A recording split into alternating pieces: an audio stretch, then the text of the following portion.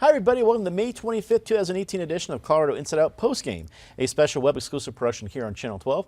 I'm Dominic Dizzuti. Let's get to it. Let's get a quick take on the City of Aurora agreeing to pay a $350,000 settlement for a lawsuit against 3 officers who manhandled an Aurora woman in a hospital parking lot in 2015. The violent incident was caught on video that you're seeing right here, corroborating Oizana Williams' story. And according to Westword, it all started because one of the officers, quote, didn't like the way she dropped her keys.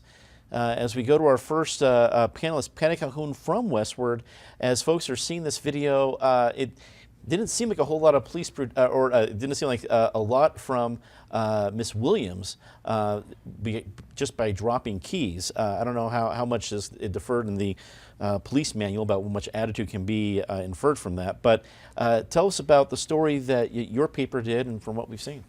Well, this shows when video makes all the difference, because they could easily have said, oh, she was acting really obstreperously. It wasn't just a matter of dropping keys, which, as far as I know, is not a crime, but I might have missed that.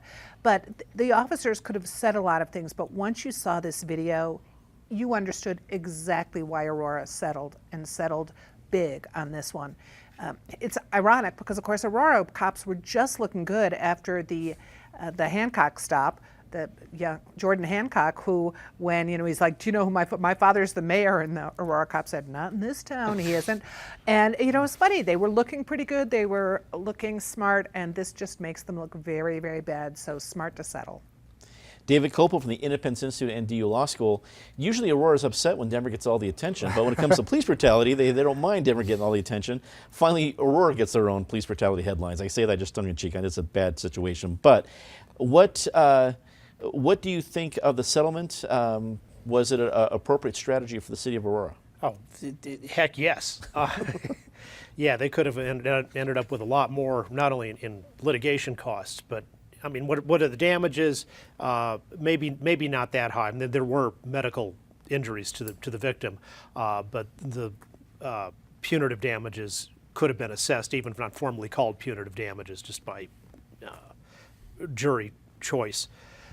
Westword did a great story on it, written by Michael Roberts.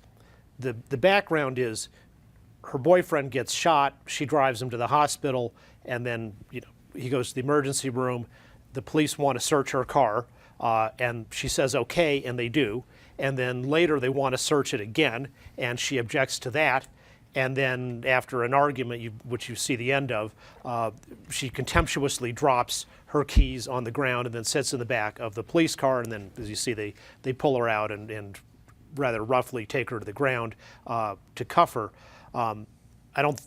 It's not clear to me that they had any legal right to that second search without her consent.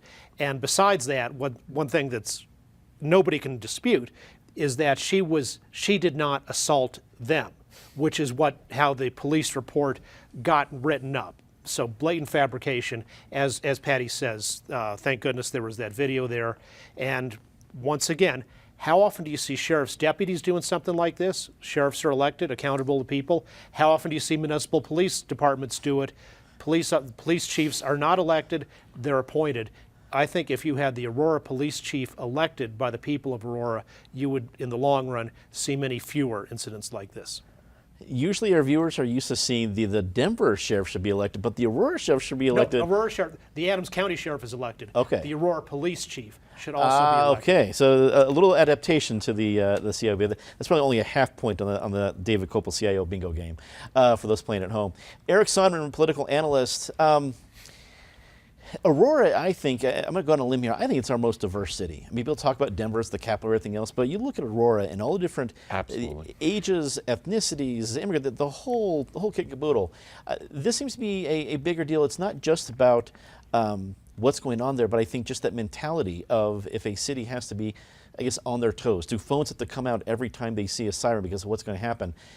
Do you think the settlement calmed the waters enough, or do you think people in Aurora are on edge? I think people in Aurora are on edge, and based on this video, you can understand where the edge comes from. And even though Aurora is this incredibly diverse city, and I'm not just talking about black or brown diversity, I'm talking about all kinds of diversity, it is not lost on me that the victim here was still a black woman.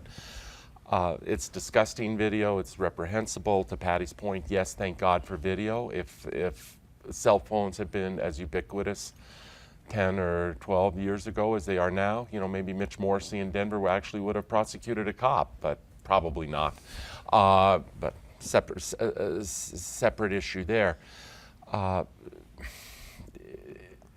Police officers more and more need to be trained in how to diffuse situations. And this video is a classic example of where the officer had an opportunity to diffuse it, and instead the officer himself or the multiple officers instead chose to ramp it up. And I guess my last comment would be, at least per the Westward story, this is still being investigated by Aurora Police Internal Affairs. This didn't happen yesterday or 2 weeks ago. This happened in December 2015. What is there still to investigate? And after watching that video, I don't care if you need to watch it twice, hit rewind once and watch it again. Why can't we come to a resolution here? Scott Wasserman, president of the Bell Policy Center, joins us. Good to have you back on the panel. Scott, does Aurora need to do something more? I guess they don't have a long history of police brutality. They don't have, they're not trying to battle a consistent problem, but it doesn't take a whole lot of videos like that to cause I guess, a bigger problem for the city. Have they done enough with this settlement? Do you think more needs to happen? Well, I think, you mentioned earlier the diversity of Aurora, and the other thing that really strikes you when you look at the video is the fact that 4 or maybe all 5 of the police officers involved in the incident are white. I mean, so clearly one of the things that needs to be looked at is, does the police force that is policing the city and county of the city of Aurora reflect the community? I think that this is why body cams are really important. The other thing that just really struck me as you watch the video, and I think all the points that have been made I agree with, but was the rage that clearly emerges from the police officer that assaulted the woman. And so clearly these police officers are going through a lot. They're on the front lines every single day dealing with any number of very complex incidents. But it was so disturbing to see how quickly this police officer found himself in a fit of rage, taking it out, and how really the other officers didn't try to separate him from the victim. There's a lot more going on there than just some of the issues we've talked about today. That is all the time we have for Colorado Insight Postgame this week. Leave us a comment, tell us what you think. For everyone here at CPT12.org, I'm Dominic Dezzutti. Thanks for watching.